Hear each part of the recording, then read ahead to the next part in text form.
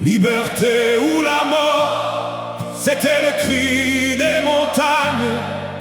Haïti résistait malgré le feu des campagnes. L'union fait la force, nos ancêtres l'ont juré.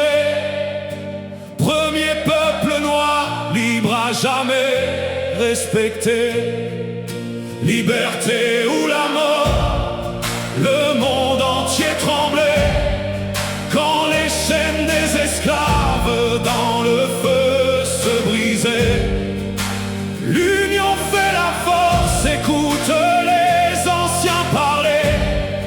Haïti dans la douleur a choisi la liberté.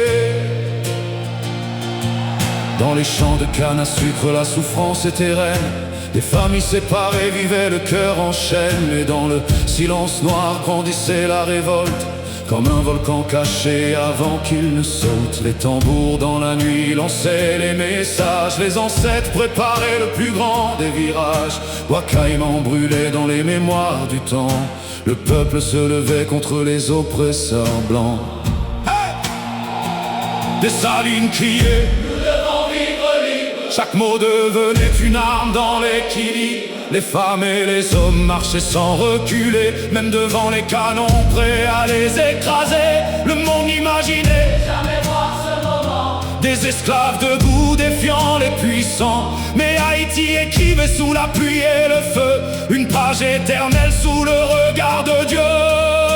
Liberté ou la mort, c'était le cri des montagnes.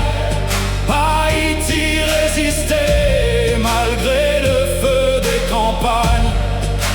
L'union fait la force, nos ancêtres l'ont juré. Premier peuple noir, libre à jamais respecté.